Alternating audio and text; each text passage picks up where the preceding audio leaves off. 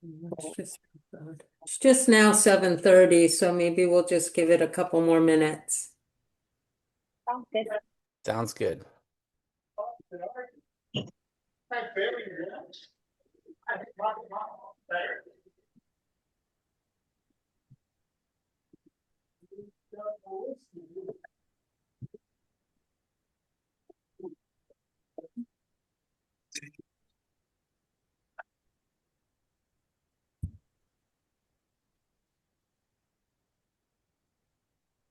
And yeah, really have such a like in many people are it's great but yeah, even on this.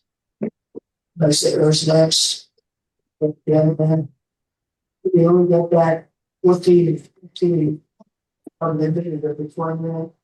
One, but I mean, I'm from Moss.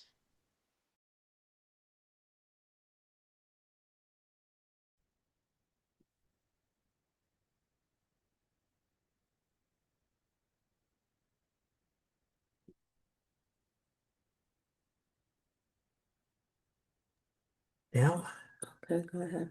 Hi, everybody. Good evening. We're going to go ahead and get started. My name is Adam Lawrence. I'm president of the Los Angeles chapter. Thanks to all of our leadership team tonight. We have a good event for you. Before we get started, again, just a reminder, if you could all mute your microphones if they're not already done so.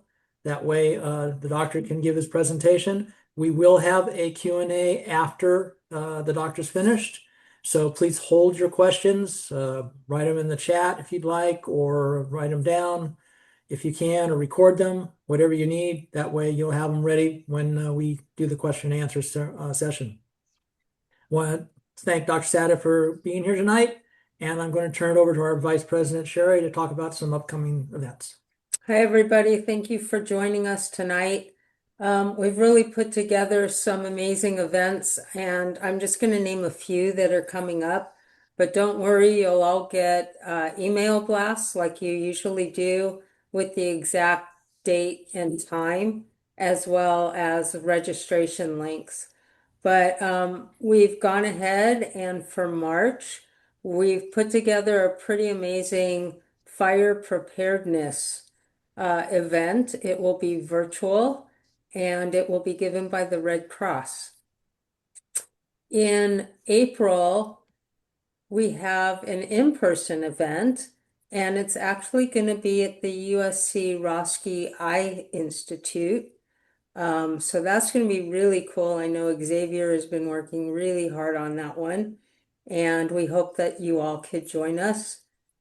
And then in May, we're doing something really unique. We're titling it Walking in a Virtually Impaired, in a virtual world. Walking in a visually impaired person's shoes. And this will be an in-person event. And we really will be asking everybody who has any kind of visual impairment or is blind to get this out to all their friends and family, because we're going to take everybody through really what it's like for people who have either lost their sight or are losing some of their sight. And it's going to be at Guide Dogs of America. It's going to be a lot of fun. There's going to be food. Yeah, this is a good one. This will be in May.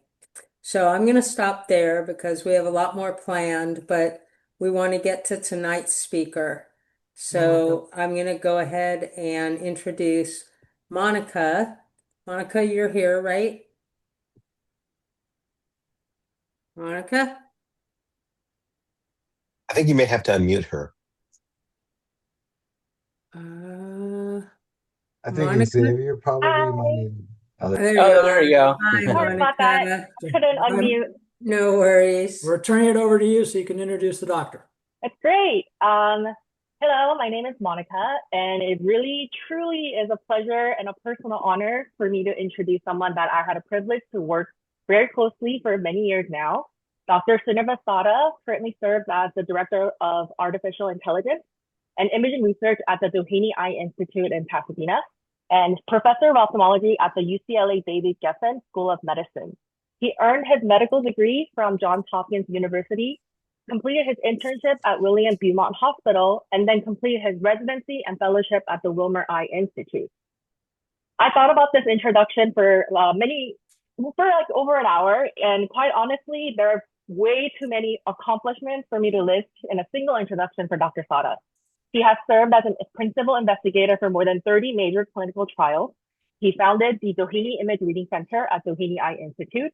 He's authored over 550 peer-reviewed publications, delivered hundreds of lectures across the globe, organized international consensus efforts, and served as president of ARVO, the Macular Society, and Doheny Eye Institute. But beyond all these titles, awards, publications, is a colleague that many of us know very well. He's endlessly curious, he's collaborative, he's generous with his time, and he's deeply committed to improving his patients' lives. It is rare to find someone whose CV is as long as his and whose humility and warmth match it. Please welcome Dr. SriniVas Sadda for tonight. Well, Monica, thanks for that really generous and kind introduction. It's great to be with you all this evening. I'm going to apologize in advance. I'm a little under the weather, so if you hear me hacking and coughing intermittently, I do apologize, but hopefully it won't be too disruptive. I'm looking forward to our discussion this evening, and look forward to your questions as well. I don't have slides. I thought it might be just fun and interesting and a good experience just to talk about this.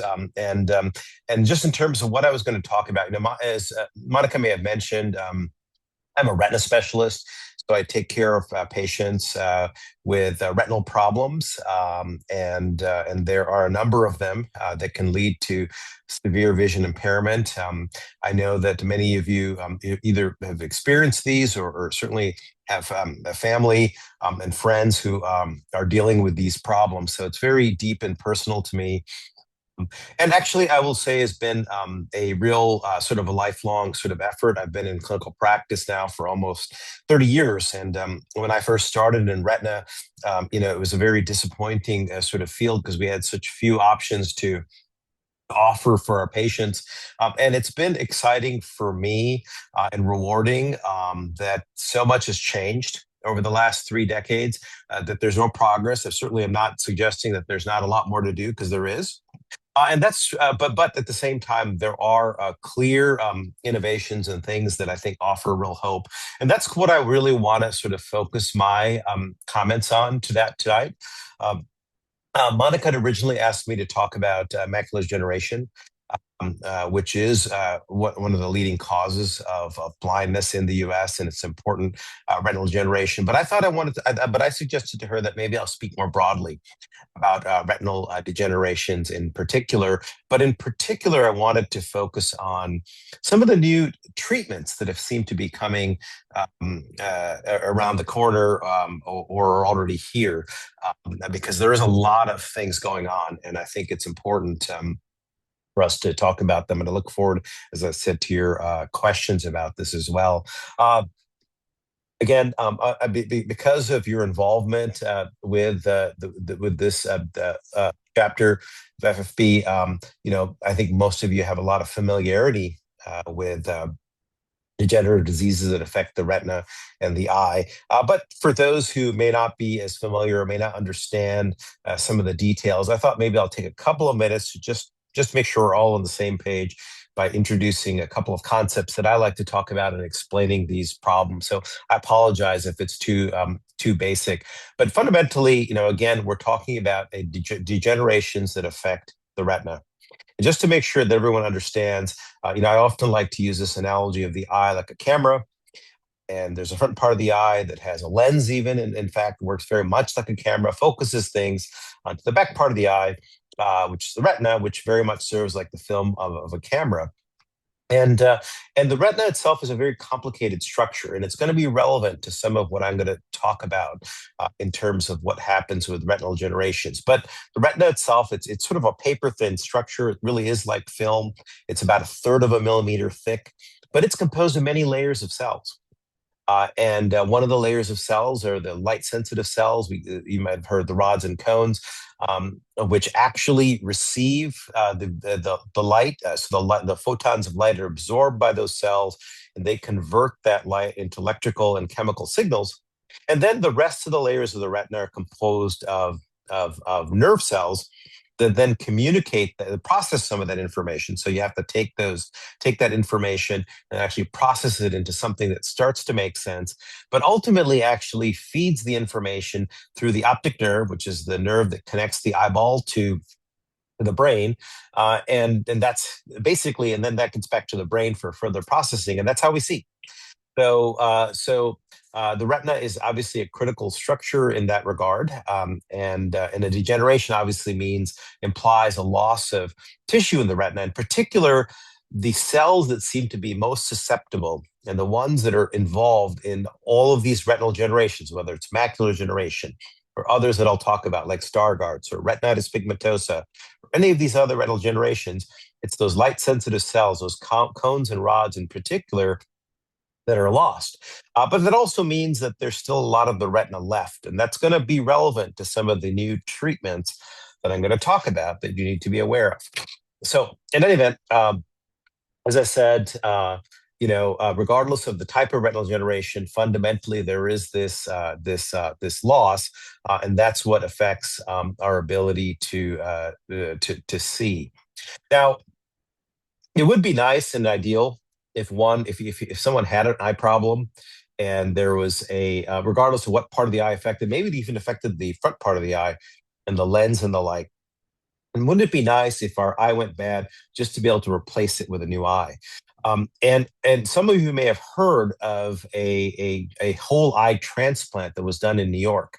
And this was to a military veteran who lost his eye in a combat injury, and they'd done a whole eye transplant actually.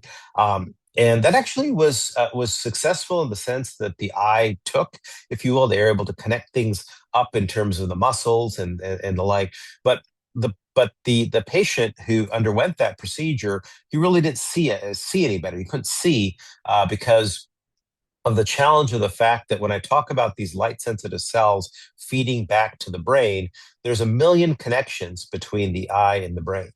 And so sort of getting all of a million connections to hook up exactly the way they were, that's a pretty huge challenge, which we haven't figured out yet. There is research, believe it or not, ongoing in that area of trying to figure out how to get the cells to connect back up. But that's still probably a few years away, but we still have this dream of being able to actually do that, which would pretty much solve every eye problem, right? If you could actually do that, because you just replace the eye. But that, again, as I said, is a pretty heavy lift. It's a tall order, and we're nowhere close to that. It's still a few years away, but it is exciting. I do want to emphasize that there is research ongoing in that area. So again, as I said, there are a number of different retinal generations that, again, the challenge is those light-sensitive cells actually disappearing. And because we can't... Oh, by the way, one other thing I want to mention. Another concept that sometimes people ask about is, why can't we regrow an eye? Maybe we can't transplant an eye, but maybe why can't we regrow one? Because some of you may know that, if, for example, if a frog loses an eye, it grows a new eye, grows a new limb, grows a new whatever. So unfortunately, we can't do that in mammals. Amphibians seem to be able to do that, but there is research ongoing trying to figure out what it is about amphibians that let them regrow organs like that. And so that may be another solution. But again, I want to be clear, that's probably many years away. So with that sort of as a preamble, let me just get into a little bit more detail on the specific degenerations that I wanted to highlight. Now, macular degeneration gets a lot of the news appropriately because of the fact that it's so common. So we say that age-related macular degeneration affects, we say roughly a third of people, at least some evidence of it, over the age of 65, so extremely common. More common in certain ethnic groups, to be clear. So lightly pigmented people, blue-colored eyes, more likely to develop the problem. Darkly pigmented people, less common.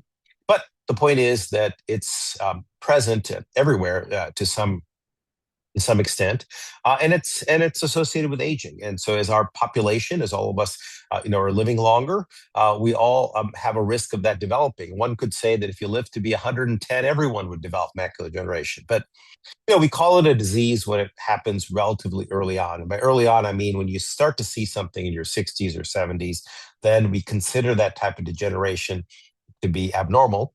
And we consider that to actually be a disease, as opposed to if it happens when you're 110, I would just call that normal aging. But in any event, what happens in macular degeneration is that the retinal tissue essentially starts to wear out.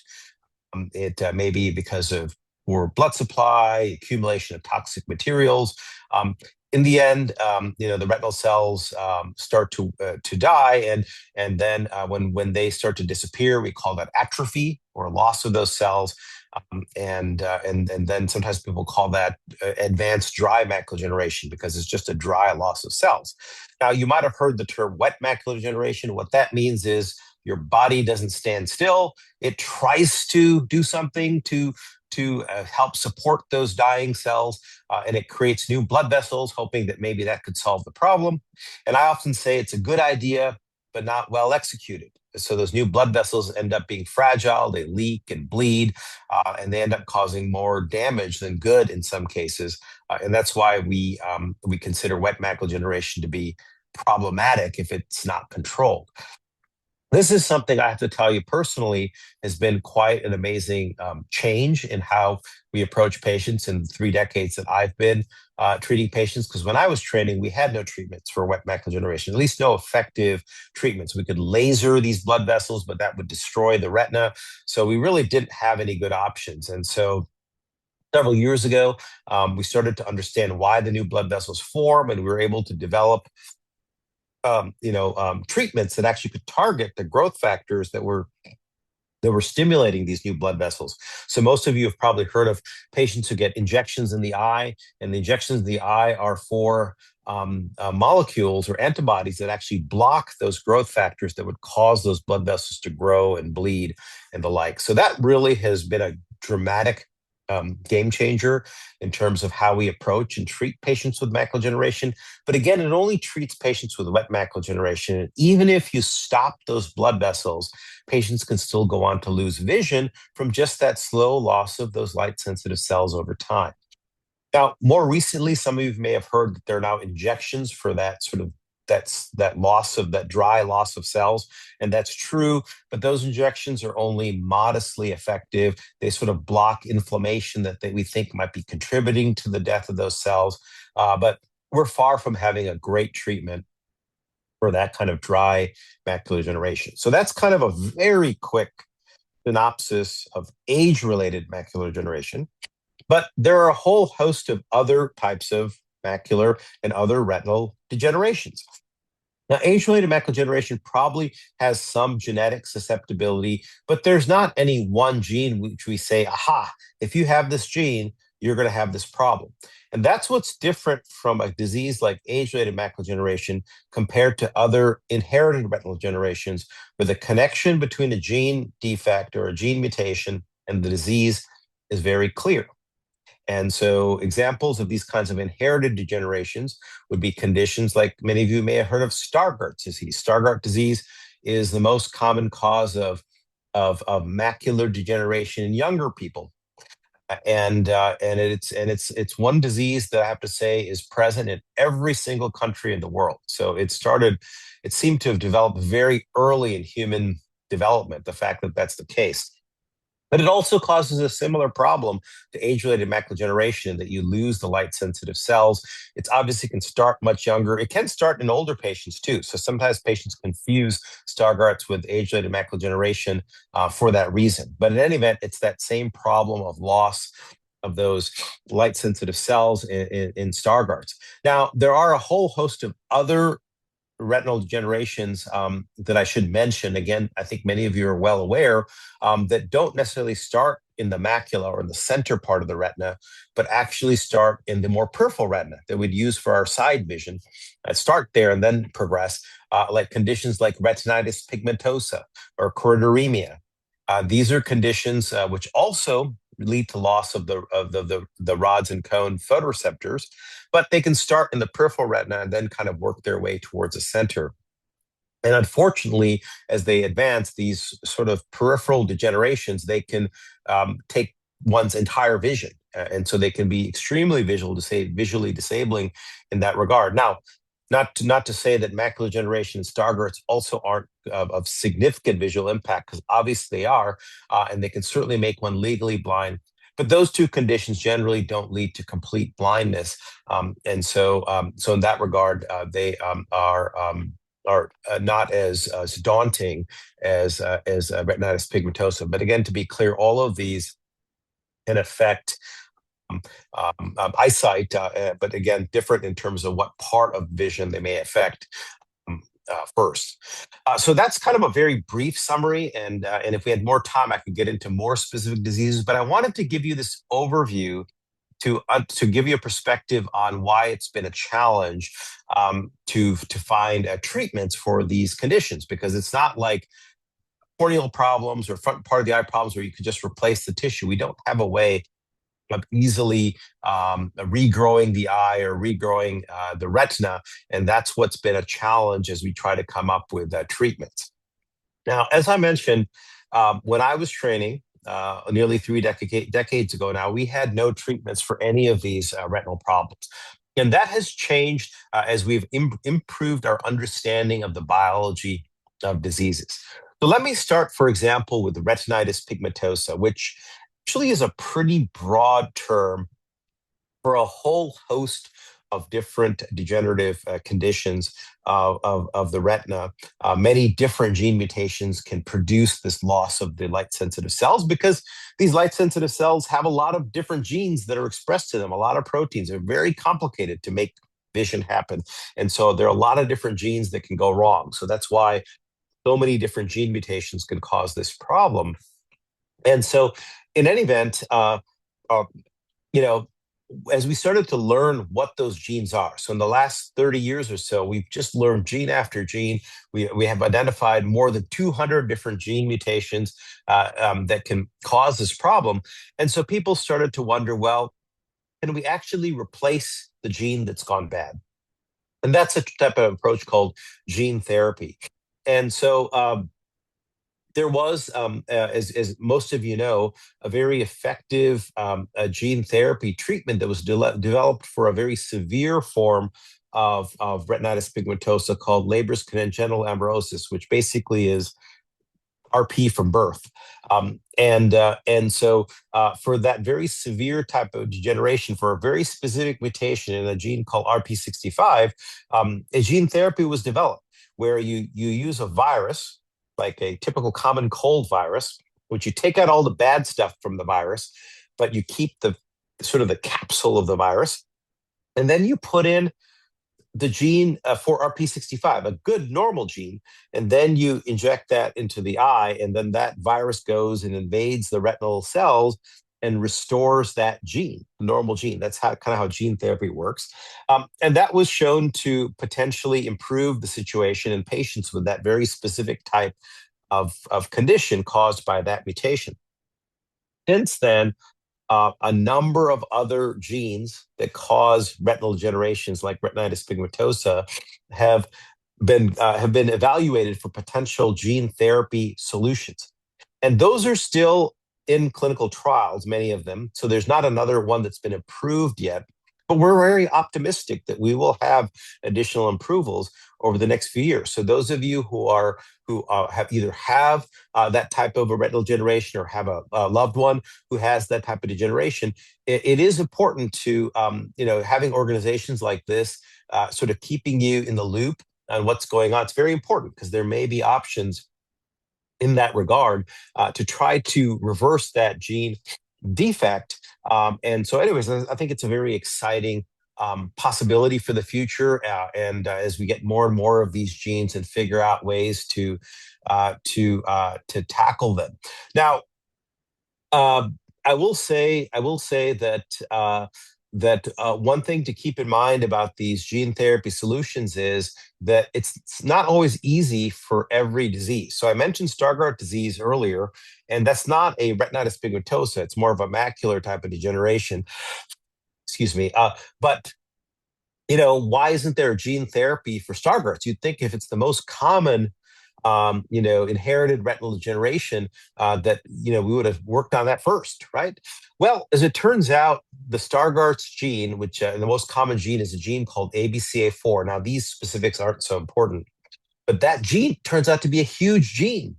And we can't fit it into the virus. It's too big to fit into the virus because these viruses are pretty small. And so people have been trying to come up with clever ways to try to deal with that. There may be some solutions where you might split the gene in half, use two different viruses to take each half in, and then recombine it. So these are very high-tech, clever approaches to try to solve this kind of problem. And if that works, that might help us address a lot of other diseases.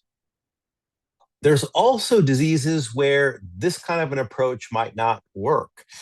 So the kinds of diseases where replacing the bad gene with a good gene are diseases that we call autosomal recessive. What that means is both copies because remember, you get a copy of each gene, one from your mother, one from your father.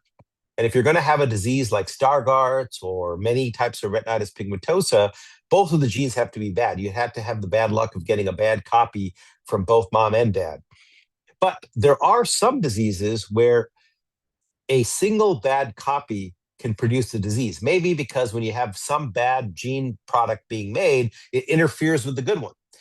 And so that we call autosomal dominant. And you can imagine that if you just try to replace the bad gene, by adding in a good gene, it's not, I shouldn't say replace. If you just add in a good gene copy, that's not going to solve the problem because you still have the bad gene being made. So you actually have to take the bad gene out. That's called gene editing. And that's something that looks like might be possible now. It hasn't been, it's being evaluated still in clinical trials, but that offers hope for possibly fixing even autosomal dominant problems. Now, there are a whole host of complexities, which I don't have time to talk about related to that. We can in the question and answer if people are very interested, but it's exciting that that is something that is in clinical trials. Now, the last thing I want to talk about, and this is what I actually told Monica I was going to talk about, but I wanted to provide this context, is none of these treatments that I mentioned are going to help someone very much who's already lost most of their vision, right? So these are all techniques to try to, prevent further degeneration by fixing the gene problem or something of that sort. But they're not really restoring vision. What if you've already lost the vision? You need to actually find a way to replace those cells. And I explained earlier that transplantation approaches still have a little ways to go. But there's been progress made. So in fact, there are a number of different transplantation studies. We just need more time for those to actually try to figure out how to solve the problem with the connections. Well, there is another strategy, and that's one thing I wanted you all to take home today, is to be aware of. And I wanted especially, and when Monica asked me to speak tonight, I said I especially want to talk about this treatment because of the fact that it's already been evaluated in some clinical trials, and it's also a treatment where the first company in this space has actually applied or started the process for FDA approval. So it's theoretically possible we could see something approved before the end of the year, but it's a treatment called optogenetics. Now, I'm guessing many of you have not heard of optogenetics before, but some of you may have. And optogenetics is also a gene therapy treatment, but it's very different from gene replacement therapy where you're trying to put back in a normal copy of a gene that's defective. In this case, with optogenetics, what you're trying to do is you're using gene therapy to make the remaining retinal cells in the retina light sensitive on their own. So remember, again, that's why I started with the description of the retina. I said that you had the rods and cones, which are the light-sensitive cells, and those are what are lost in all of these different degenerations. Well, those cells feed into these next layer of cells in the retina. those next layer of cells kind of process the information and send it on to the brain, but they're not light sensitive on their own. So with optogenetics, you introduce a gene that actually makes those cells light sensitive. So that means that those remaining cells that you still have, if you have a retinal degeneration, you convert them into light sensitive cells. So then they can send their information onto the brain. And so it's been pretty exciting in this field of optogenetics. As I said, one of the companies is furthest advanced, and there's several companies in this space now trying to bring these treatments to all of us and to our patients. And so one of them actually, they've done their early studies in retinitis pigmentosa. They haven't started studies in macular degeneration yet, although they have treated a few patients with Stargardt's disease. But they have shown in some patients with retinitis pigmentosa that had virtually no vision, that could, for example, maybe barely see a hand moving in front of them, that they were able to get some of those patients to actually read letters on a chart. And so it's pretty dramatic and pretty remarkable. I'm not suggesting that every single patient could experience that level of vision improvement, but there are some patients who experienced substantial vision improvement, and so it represents the possibility that even after the vision's been lost, that there could be vision restoration. And so again, we don't know if it's going to work for everyone, who it's going to work for, how well it's going to work, but just the fact that this is something that's come along is pretty exciting. I just wanted to mention though, you might say, well, how is it that we have the ability to make cells that aren't light sensitive, and where is that material coming from? And as it turns out, it's actually interesting. The material that they found to actually impart that light sensitivity comes from like blue algae, sea anemone, other organisms that have very robust chemicals or molecules that can actually, work in other types of cells, that we were able to extract and take advantage of to build these kinds of synthetic proteins that can do that. So it's pretty remarkable. Again, as I said, I have to confess to you that when I first started out in my career, nearly 30 years ago now, I would have never dreamed that was possible. So again, I think it really offers hope. I don't want to make it seem like like you can go tomorrow to your eye doctor and have that treatment, because as I said, it's still not approved by the FDA. But just the fact that we're at that point, I think it's exciting, because I think it's important not only to try to find cures that can prevent further vision loss. We've got to find ways of restoring vision to people who are already suffering with significant vision impairment. So I wanted to share that bit of news. For those of you who are already aware, I'm glad that you've come to know about the treatment. But again, as I said, I wanted to leave on that positive note of real opportunities for the future. And certainly as a retina specialist taking care of patients with these problems, it's been a real passion of mine to try to find solutions for my patients. That's why I got into this field. That's why I'm involved in research in this space. And so it's exciting for me to see the progress. So with that, I think I've used up, actually gone a little beyond my time. Apologies for that.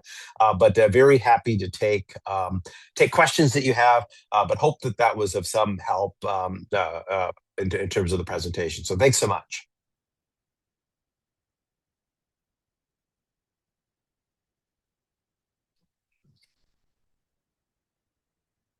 And I don't know if I should. I see a hand up. I'm not sure if I should moderate it or someone else is going to. But I'll Actually, let. Jeff, you're going to do the Q&A, right? Is Jeff with us? Yeah, he's there. I Oh. think he's trying to unmute. Oh, okay. Yeah, we're gonna have Jeff moderate, Doctor. I think you have to just unmute Jeff. Looks like that's the problem. Yeah, we're not the ones in control. Xavier, can you unmute? Yeah, I'm working on it. Okay. And I'm guessing he might have to unmute the folks asking questions too. So.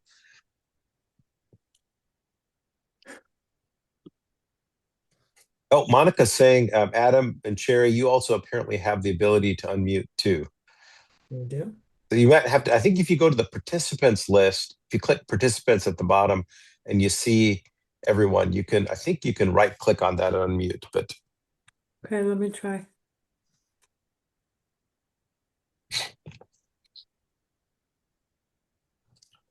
Sorry. Hang on.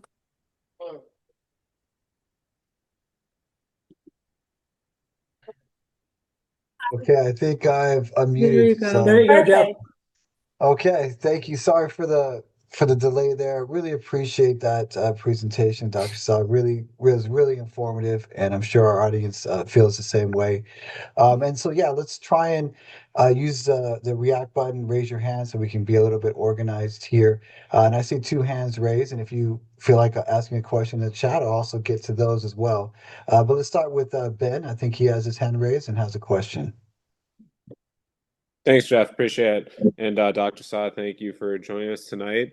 My question was in regards to you were mentioning like the eye transplant from earlier, and how it seemed to take in terms of like the actual health of the eye and things like that, but there were still issues with transmitting light from the eyes to the brain.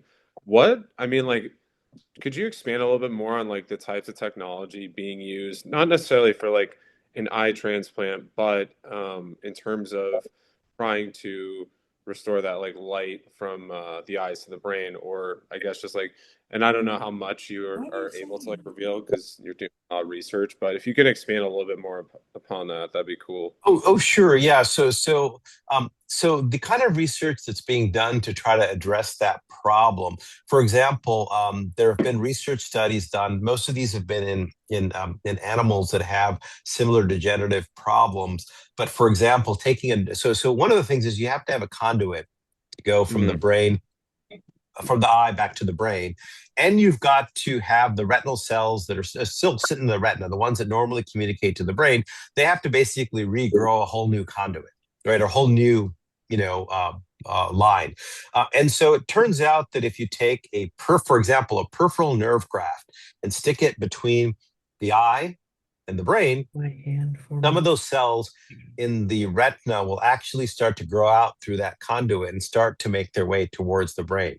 So getting them to make it the entire way and then getting them to actually go to the right location, that's going to be a bit of a challenge when you have 1 million cells. But you might not need to connect up 1 million of them. Maybe you only need to connect 10,000 of them to get something useful. But the hope right now is that maybe the cells will know their own way and say, I think I know where I need to go. Or the brain will be able to, our brain is pretty amazingly plastic, and it might get some garbled information and say, okay, I think I can make sense out of that. So that's where the state of the art is. And right now is just getting the cells to grow back a connection back to the brain. And then once that happens, the next step will be, how do we take advantage of those regrown connections? Are they functional? And so how to actually sort them or target them more specifically, that's an unsolved problem still. Gotcha. Thank you. Yep.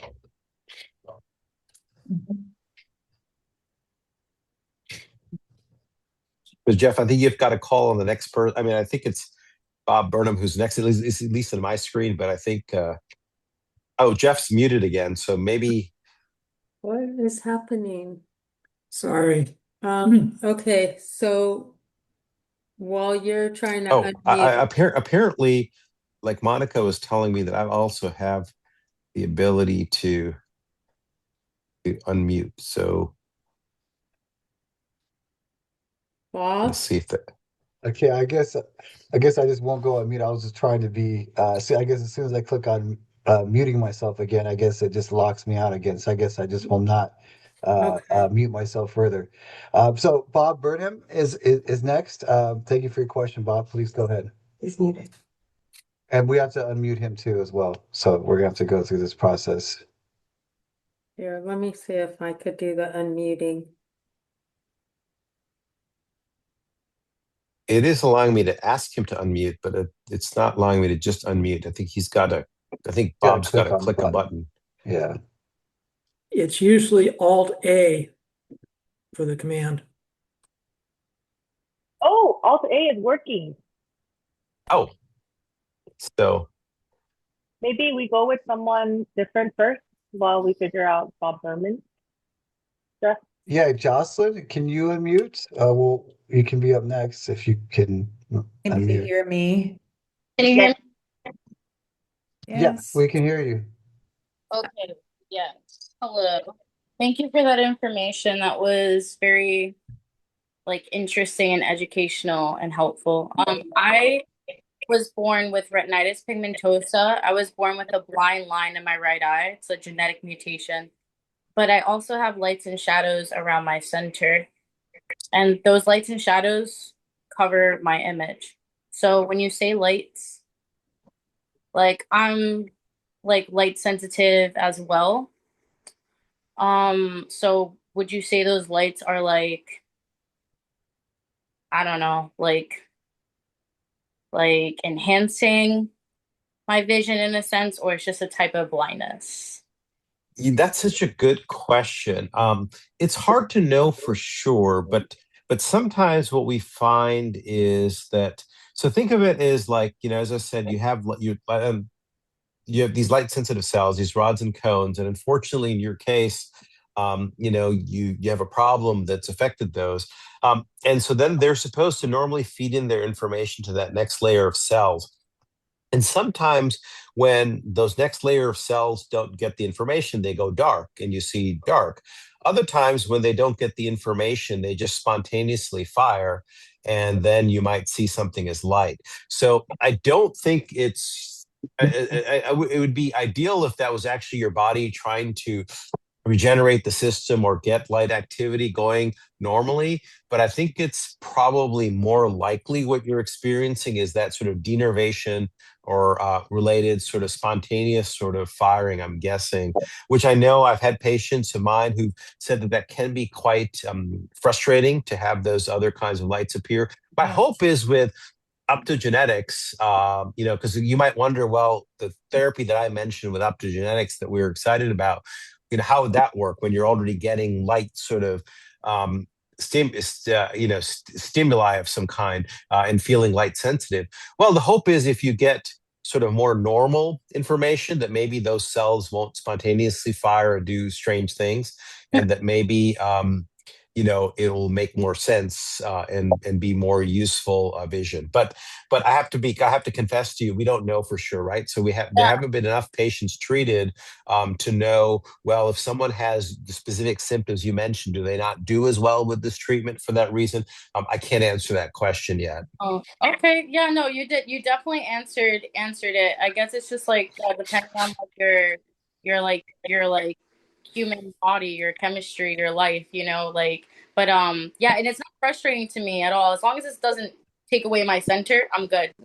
Okay, good. All right. Oh, thank you. Thank you. Sure. Let's go on to Adam and Cher. I know you guys are unmuted. Hopefully Bob can unmute here sometime soon. All right, so you can hear me, I assume? Yes. Okay, great. So thank you for the presentation. Really good information. Going back to optogenetics, because it's something I've been keeping a close eye on, no pun intended. My question is, if the photoreceptor cells, cones and rods, are totally destroyed, and all you have left are the ganglion cells, and I'm assuming that's where we're going with that based on what I've been told. Is it possible that those cells will also die off at some point, or is that hopefully you're using the optogenetics to keep those cells going and then take on the duplicate role of the photoreceptor cells? Yeah, so thanks for that question. So I didn't get quite into the weeds on the cell types that are so there are the photoreceptors, like cones and rods, they connect to a cell called the bipolar cell, and the bipolar cell then connects to the ganglion cell. So there's actually a two-step connection, and the therapy that's furthest along right now targets actually the bipolar cells. There are a number of optogenetic therapies that target the ganglion cells as well, but the issue applies to both. So if you lose the inner retinal cells over time, then obviously the treatment won't be effective or will lose its effectiveness. So one of the things we already know from the early data from these studies is the more of the inner retina you have left, the better you seem to do with these optogenetic therapies. So that does matter. And there is and I didn't really emphasize it because I was covering a lot of ground, but there is, unfortunately, even though the rods and cones are the primary cells affected, it is true that just with long-standing for a long time of having a retinal degeneration, you can slowly start to lose some of the inner cells over time as well. And that seems to be because they're sort of sad or unhappy from not getting any information. And they sort of saying, what purpose am I serving? I mean, I'm giving you a teleological kind of explanation. I don't know.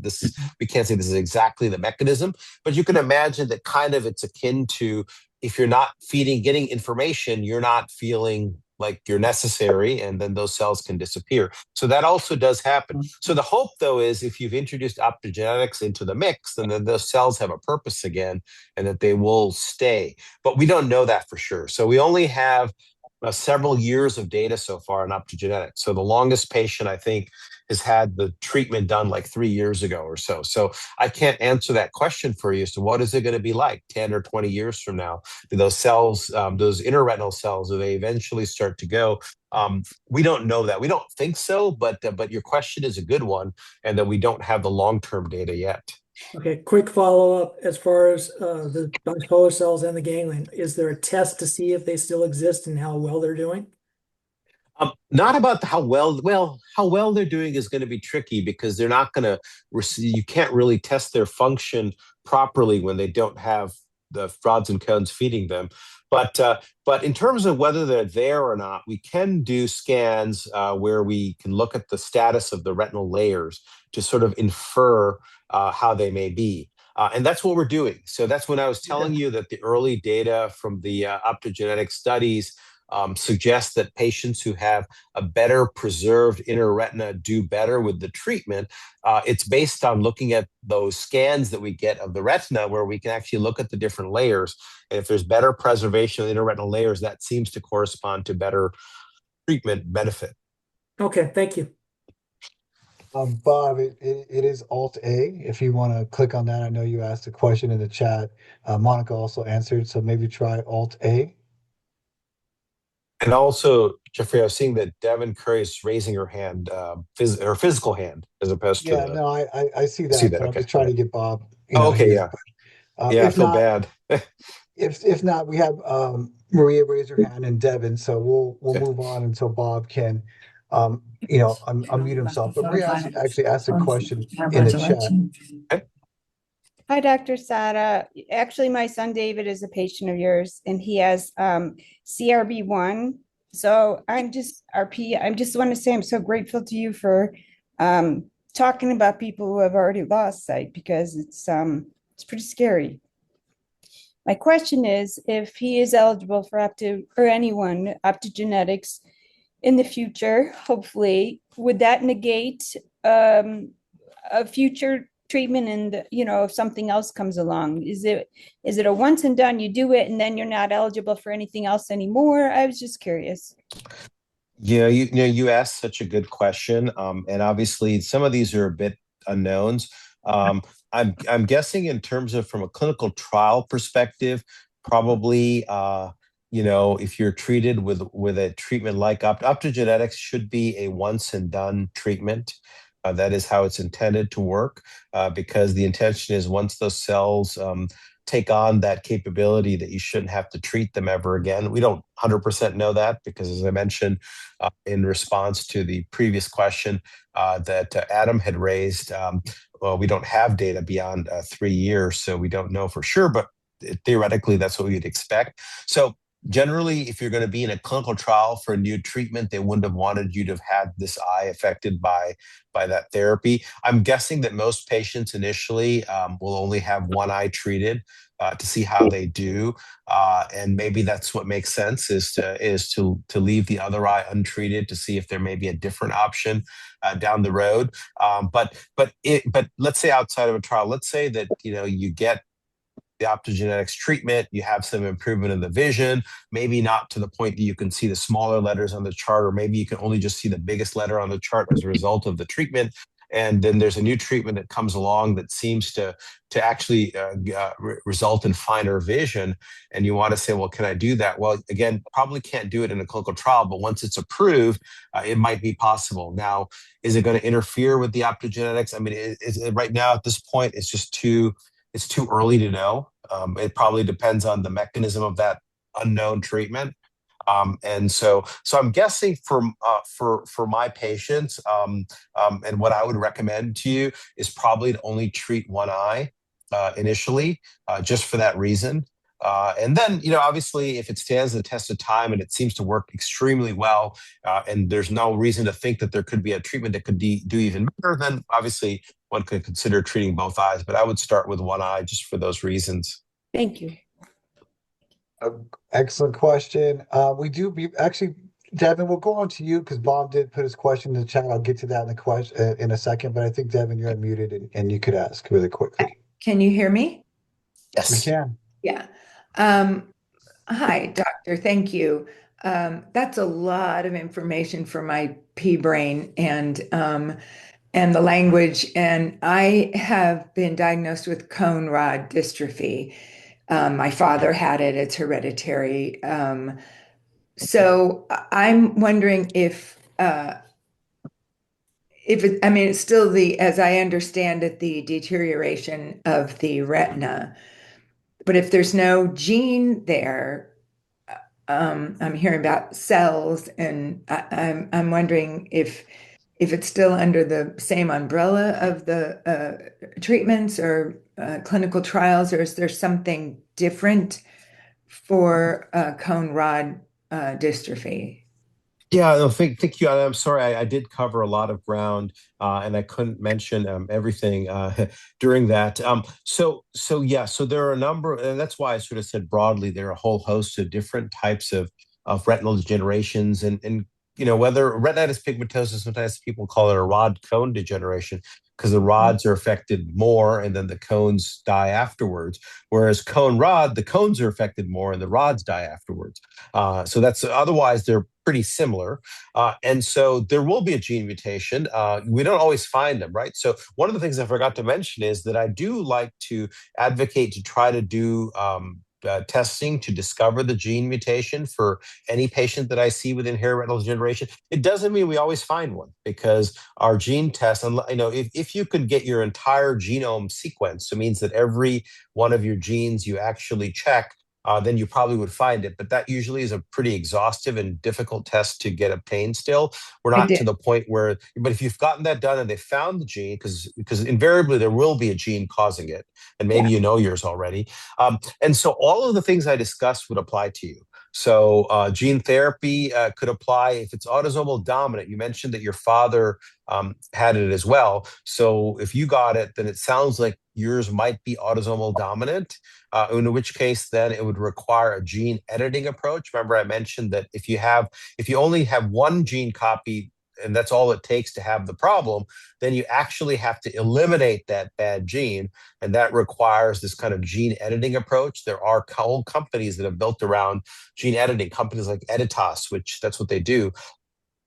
So that's something that's in development. That's probably a little bit further behind than your standard gene therapies. But regardless, optogenetics applies to everything because it's sort of agnostic of the gene. It doesn't matter what the gene mutation is because you're just, as long as you have, as Adam asked, as long as you have interretinal cells left, you have bipolar and ganglion cells left, you can target them to make them light sensitive. So that's where the gene mutation itself is less important.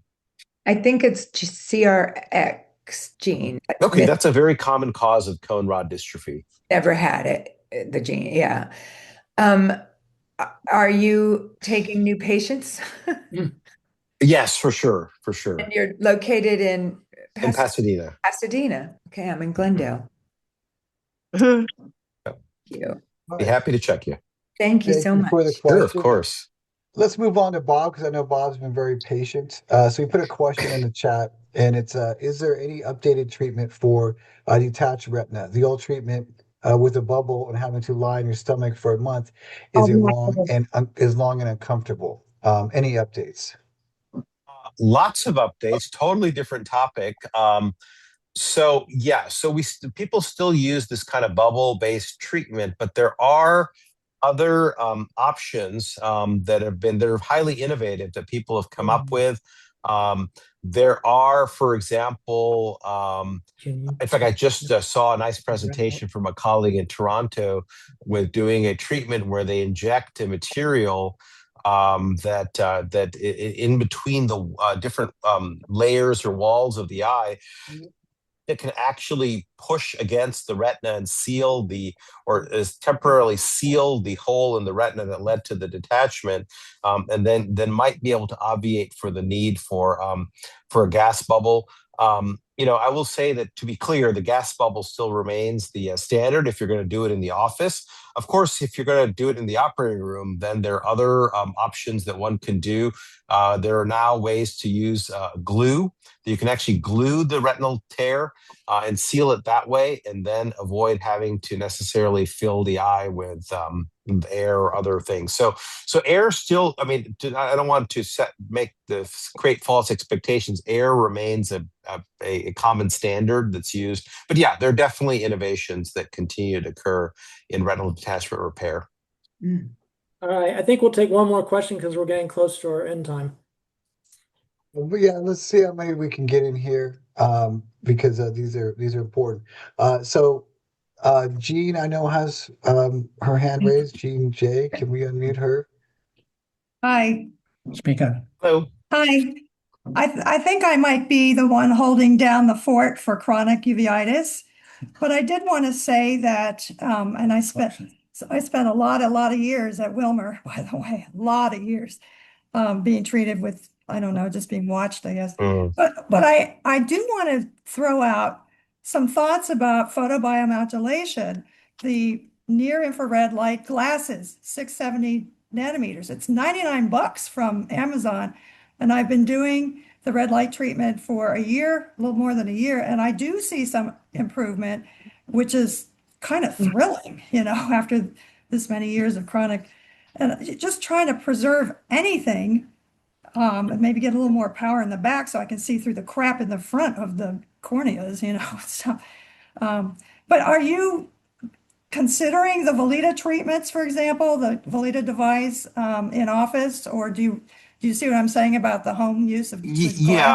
Yeah, I'm not sure if the home use glasses actually directly translate to the Velita treatment, because the Velita treatment is more than just one wavelength and the like. But I will tell you that, okay, so I have to say that I wrote an editorial for JAMA Ophthalmology on photobiomodulation, and indicating that, again, I hope that it's a treatment that works, but I wanted to emphasize to everyone, to all of my patients, I explained that we don't know if it works or not. That's the critical thing I want to emphasize, because the entire study that they did was less than 100 patients. And if you're talking about a retinal degeneration like retinitis pigmentosa or cone rod dystrophy, which may not be that common, a study of 100 patients seems very reasonable.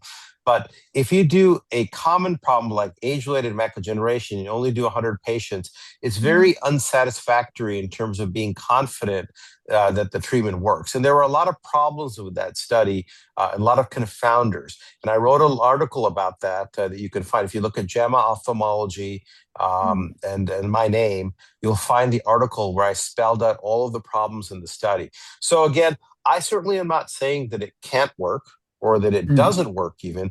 I'm simply saying that we don't know if it works, and we don't know if it could be harmful in some way.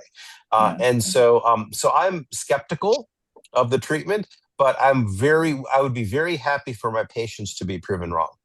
Yeah. Well, I have to tell you, the Pasadena Senior Center, people with macular degeneration are pretty excited about it. And they said that now it's covered by Medicare. And so they're all rushing to all the Velita devices that they can find. Yeah. But, it seems like the results in Europe have been so promising, and, they're ahead of us, and I I don't know. Yeah, I have a lot of European colleagues, and I will say that having spoken to so many of them, because I go to meetings in Europe very regularly, I would say the results are mixed. I would say that I have several colleagues who've been very disappointed, and most of the ones, they're relatively small studies that are not properly controlled. So I would say that I would, as I said, I remain somewhat skeptical about the treatment, but I do hope that it could work. Yeah, same here. Okay, let's move on. If we can get one more question in. Does anyone have any other questions they'd like to ask? I have a question, but really quick, I know Shirley I is have waiting. a question. Yes. Oh, you can hear me? Cool. Hey, yeah, my name's Chris. Thanks for being on this call tonight. I don't have a retina problem. I'm trying to get into the to see Dr. Sadin at the Doheny Eye Clinic. I have a Leber hereditary optic neuropathy. I mean, if this is too complicated of a question, don't worry about it. I'm on Medi-Cal. I've been on Medi-Cal for about a year. I live in Long Beach. I got diagnosed a couple of years ago by Dr. Patel at UC Irvine, but now my insurance is just with LA County basically. So I'm trying to get into this clinic in Pasadena. But I called the clinic and they say, "Oh, Medi-Cal can take it." And then Medi-Cal's like, "Well, no, we can't take it." But I know I think he's the only LHON, I think, doctor in the county. I don't know if you have any advice in that area or. Yeah, so not, you're asking a question beyond my knowledge level in That's terms right. of how the insurance and stuff works. I see my patients, but there's a whole different sort of people who take care of that. So I'm sorry you're having that trouble. I don't know. It would be great if you could get in to see him because he is the world's expert on this condition. I've heard wonderful things about him from other people. Yeah, he is this. super, but yeah, I'm so sorry. I don't know much about the insurance sort of stuff. So, and I apologize. Just the way the university works is that, for those of us university employees, we're busy seeing patients, but they've got all this other university bureaucracy that deals with insurance and other things. So they don't really clue us in very much. So I'm sorry about that. Thanks. It's funny. It's okay. We gotta move on to a couple questions here. So Shirley, I think you had a question. Yes. Can you hear me? We can. Yes. Yes, we can. Okay.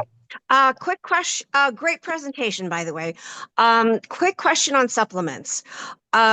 So do I start bulking up on blue algae and sea anemone? The reason why I asked is there was this clever but frustrated guy with macular degeneration I saw on Instagram, and he found that there was this fish in Brazil that was able to regenerate its eyes once damaged.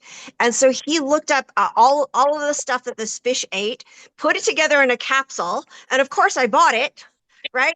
Took it for 3 months, but nothing. But in the meantime, until optogenetics becomes clinically feasible, are there any supplements that are worthwhile? Yeah, it's a really good question. Unfortunately, I don't think consuming blue algae and sea anemone will do it because it's a matter of getting those materials to the and your body will break up all of that stuff. It's not going to bring the molecules that are that make the cell light sensitive intact to the eyes, so it's not going to work. So I wouldn't do that. I guess I would say that we don't have great evidence on supplements that are beneficial per se for retinal degenerations. I think in general, the kinds of things that I advise is avoiding sort of light damage. Like, again, sometimes if you have a condition where you're not seeing well in dim light, it seems to be counterintuitive to wear dark glasses. But certainly when you're out in the sun, I think it's still kind of important because you reduce the harmful blue light and ultraviolet light affecting the eyes because you have sensitive cells, they're probably more susceptible to that kind of injury. So that's one. Antioxidants, so I guess antioxidant vitamins can be useful. You want to be careful though because there's certain conditions. I mean, there was for a while people were recommending high dose of vitamin A in retinitis pigmentosa, but but the data suggests that maybe there's some benefit to the electrical activity from the retina, but not really in terms of vision. So I haven't really been recommending it. You need to be careful if you have Stargardt disease not to take vitamin A, because high dose of vitamin A can actually lead to more toxicity. So you got to be a little bit careful. You don't want to overdo it. But I guess taking an antioxidant concoction that doesn't, if you have Stargardt, it's not too high in vitamin A or something of that sort, may be reasonable. But yeah, unfortunately, we don't have better data to support that. Okay. Thank you. So I think just one more question. I think I maybe reach out to Monica to ask a question of my own. I want to be respectful of your time, Doctor. We need to kind of wrap things up, but really appreciate I have a quick question. Hello? Yeah, we have a question in the chat I'd like to get to, and maybe, we'll see if there's one more time. But does genetic editing help retinoblastoma? Was the question. Yeah, I saw that question pop onto the chat. Not to my knowledge. I'm not a retinoblastoma expert by any means. But to my knowledge, while it's an interesting concept, I'm not aware of anybody trying to do gene editing for retinoblastoma. I think theoretically one could imagine how it could be beneficial, but I'm not aware of that. But again, I'm not a retinal tumor expert, so I don't know. Okay. Yeah. And real quick question, Doctor, is the optogenetics company that you were thinking of is really breaking through possibly bionic sight? No, so Sheila? there are several optogenetics companies. So the one that I mentioned that's furthest along in terms of actually having a biological license application already submitted to the FDA is called Nanoscope. So they're a company based out of I think Dallas, so that's the one that's furthest along. There's another company that's also in clinical trials called Ray Therapeutics.